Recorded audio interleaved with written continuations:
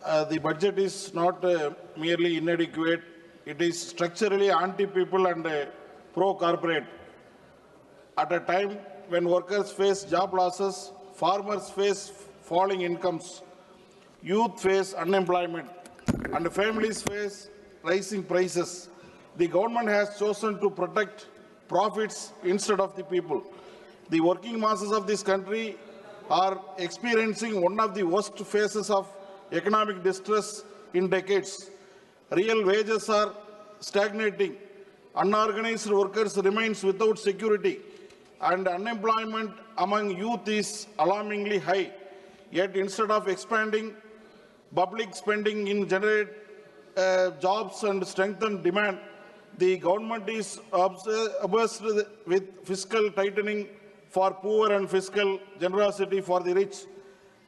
There is no universal employment guarantee for urban youth, no major expansion for public sector recruitment, and no serious program to revive labor-intensive industries.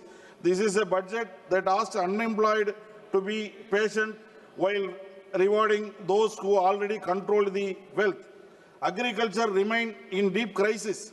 Input costs, seeds, fertilizer, fuel keep rising. Climate change is increasing crop losses. Farmers are burdened with debt. But this budget does not provide a legal guarantee of minimum support price. Large-scale public investment in irrigation, storage and procurement. Strong measures to reduce input costs. Instead, policies continues to open agriculture to corporate control while reducing the state's responsibility.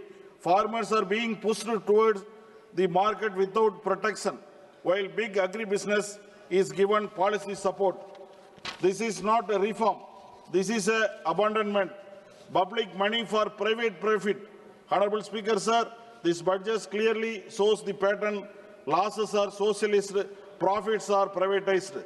Corporate tax concessions continue. Incentives and subsidies are extended to large private players in infrastructure, logistics, and strategic sectors. Meanwhile, allocations for food security, rural development, and welfare schemes do not keep pace with inflation.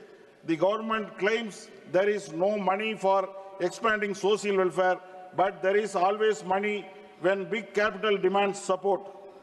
Labor rights are being weakened in the name of ease of doing business. The new labor regime reduces job security, weakens collective bargaining, and makes it easier for corporations to hire and fire. But where in this budget is the protection for gig workers, contract workers, scheme workers, and the vast informal workforce? Workers are treated as disposable, while corporations are treated as national assets. Energy transition without self-reliance. Yes, renewable energy is discussed, but the real question is who is controlled this transition? Without strong public sector leadership, heavy investment in domestic in manufacturing of solar panels, batteries, grid systems, India will remain dependent on imports. We will become the market, not manufacturing power. A genuine green transition must create jobs for Indian workers, not profits for foreign suppliers and private monopolies. Defense spending rises, social spending suffers. National security is important, but security is not only about weapons. It is also about food, health, education and unemployment. What kind of security do we build when government schools lack of teachers, public hospitals lack of staff and equipment, youth lack of jobs, farmers lack of income security? A hungry, unemployed population cannot be foundation of the strong nation. So, just 1 minute, I will conclude. Science and research. Honorable Speaker, sir, this budget had an opportunity to stand with workers, farmers, youth and the poor. It had the chance to expand public investment, generate employment and reduce inequality.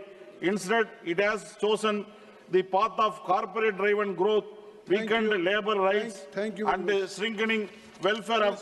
We believe in the different vision of India, an India where public investment creates jobs, where farmers receive guaranteed remunerative prices, where health and education for rights, not privileges, where workers have dignity and protection, where economic policy serves the many, not a few. The budget fails that vision. Therefore, we strongly oppose this anti-people, pro-corporate budget. Thank you very much, sir.